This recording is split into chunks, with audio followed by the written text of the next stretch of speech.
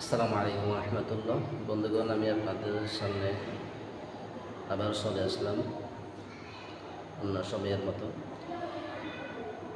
আমি আপনাদেরকে কালিমা সমূহ কিছু কথা বলবো।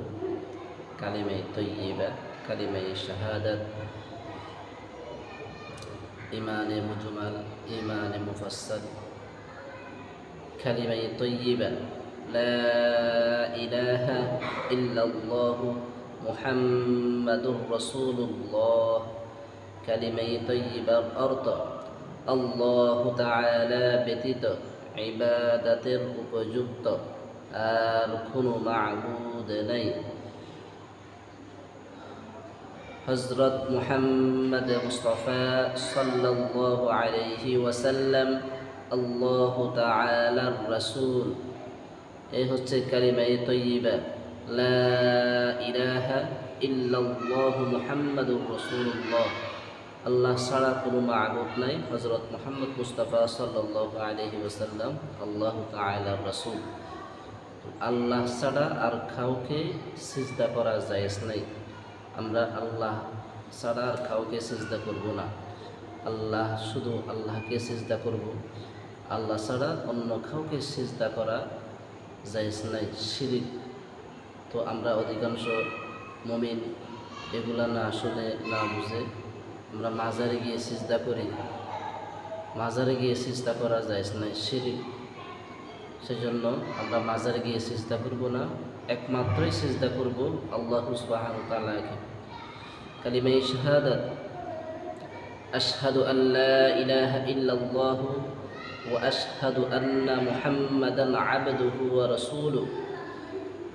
আমি সাক্ষ্য দিতেছি যে আল্লাহ তাআলা ব্যতীত ইবাদতের উপযুক্ত আর কোনো মাবুদ নাই। আমি আরও সাক্ষ্য দিতেছি যে হযরত মুহাম্মদ মুস্তাফা সাল্লাল্লাহু আলাইহি ওয়াসাল্লাম আল্লাহ তাআলার বান্দা ও রাসূল। তাহলে আমি সাক্ষ্য দিতেছি যে হযরত মুহাম্মদ মুস্তাফা সাল্লাল্লাহু আলাইহি ওয়াসাল্লাম আল্লাহ তাআলার বান্দা ও রাসূল। তাহলে মহানবী সাল্লাল্লাহু আলাইহি ওয়াসাল্লাম আল্লাহ তাআলার বান্দা এবং রাসূল। এটা আমি সাক্ষ্য দিতেছি, আমরাও সাক্ষ্য দিতেছি যে হযরত মুহাম্মদ মুস্তাফা সাল্লাল্লাহু আলাইহি ওয়াসাল্লাম আল্লাহ তাআলার বান্দা ও রাসূল।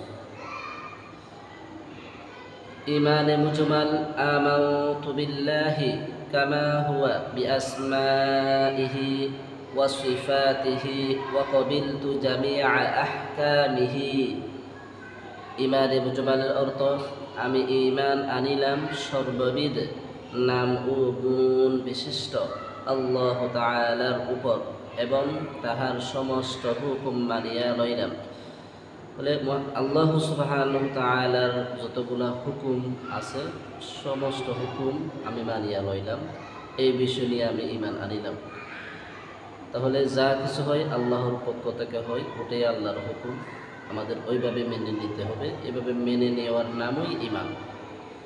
ইমানে মুফাসসাল, আমানতু বিল্লাহি ওয়া মালাইকাতিহি ওয়া কুতুবিহি ওয়া রুসুলিহি ওয়াল ইয়াউমিল আখিরি ওয়াল কদরি খাইরিহি ওয়া শাররিহি মিনাল্লাহি তাআলা ওয়াল বা'সি বা'দাল মাউত। প্রথমে আমি ঈমান আনিলাম আল্লাহ তাআলার উপর, দ্বিতীয়তে ঈমান আনিলাম তাহার ফেরেশতাগণের উপর, তৃতীয়তে ঈমান আনিলাম তাহার কিতাবসমূহের উপর, চতুর্থে ঈমান আনিলাম তাহার রাসূলগণের উপর, পঞ্চমে ঈমান আনিলাম কিয়ামতের দিনের উপর, ষষ্ঠে ঈমান আনিলাম বালামন্দ তাকদীরের উপর, সপ্তমে ঈমান আনিলাম পুনরায় জীবিত হওয়ার উপর। আল্লাহ তাআলার উপর আমাদের ঈমান আনতে হবে, তাহার ফেরেশতাগণের উপর ঈমান আনতে হবে। 1 লাখ বা 2 লাখ বা 40,000 যতগুলা আল্লাহ সুবহানাহু ওয়া তাআলা অগণিত ফেরেশতা আল্লাহ সৃষ্টি করেছেন তার উপর ঈমান আনতে হবে। আল্লাহ সুবহানাহু ওয়া তাআলার আসমানি কিতাব সমূহের উপর ঈমান আনতে হবে। কিয়ামতের দিনের উপর ঈমান আনতে হবে, ভালো মন্দ তাকদীরের উপর ঈমান আনতে হবে। ভালো মন্দ তাকদির আমরা কি বুঝি? ভালো মন্দ তাকদির আমাদের বাড়িতে কোনো একটা বড় অ্যাক্সিডেন্ট হয়ে গেছে, বা হঠাৎ করে আমার একটা বাবা মা মেয়ে ছেলে মারা গেছে, বা কোনো একটা মারামারির কারণে অ্যাক্সিডেন্টের কারণে আমার একটা ফ্যামিলির কোনো একজন মারা গেছে, বা কোনো একটা বিপদ হয়ে গেছে, তো ওটা আল্লাহর পক্ষ থেকে হওয়া, ওটা মেনে নেওয়া, ওটার নাম হচ্ছে ঈমান। এখন আমরা, আমার ছেলে একটা, আমার মেয়ে একটা, আমার ভাই একটা, বোন একটা গাড়ির অ্যাক্সিডেন্ট হয়ে মারা গেছে, অথবা কোনো একটা মারামারি ঝগড়ার মাধ্যমে মারা গেছে, ওটাই আমরা উনি মেরে ফেলছে বলে আমরা কি করি? ঈমান ওই দিকে নিয়ে যাই। তো ঈমান মুসলিম হিসেবে আমাদের ঈমান আনতে হবে, ঈমান রাখতে হবে যে যা কিছু হয়েছে আল্লাহর পক্ষ থেকে হয়েছে, যা কিছু হয়ে গেছে আল্লাহর পক্ষ থেকে হয়েছে, ওটা ঈমান রাখা, ওটা হচ্ছে মেন ঈমান। সেজন্য আমরা অন্যমুখী না হয়ে আল্লাহ সুবহানাহু ওয়া তাআলা যা কিছু ঘটে গেছে ওটা আল্লাহ সুবহানাহু ওয়া তাআলার পক্ষ থেকে হয়েছে, এরকম ঈমান আনা। সেজন্য আমরা আজে বাজে মন্তব্য না করে আল্লাহ সুবহানাহু ওয়া তাআলার উপর পরিপূর্ণ আমরা ঈমান আনবো ইনশাআল্লাহ। কালিমাই তামজিদ, সুবহানাল্লাহি ওয়ালহামদুলিল্লাহি ওয়া লা ইলাহা ইল্লাল্লাহু ওয়াল্লাহু আকবার ওয়া লা হাওলা ওয়া লা কুওয়াতা ইল্লা বিল্লাহ। সমস্ত প্রশংসা আল্লাহর জন্য, আল্লাহ তাআলা ব্যতীত আর কোনো মাবুদ নাই। আল্লাহ সবচেয়ে বড়। আল্লাহ শক্তি ও সাহায্য ব্যতীত অন্য কাহারও দুঃখ নিবারণ করিবার বা সুখ দান করিবার কোনোই শক্তি নাই।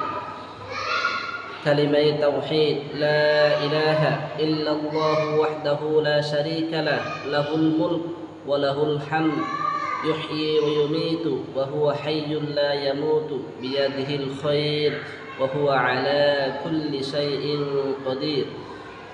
এক আল্লাহ ব্যতীত আর কোনো মাবুদ নাই, তাহার কোনো শরীক নাই। তিনি সকল বাচ্চাহর বাচ্চা, তাহার জন্য পূর্ণ বাচ্চাহী, তাহার জন্য সকল প্রশংসা। তিনি জীবন দান করেন এবং তিনি মৃত্যু দান করেন।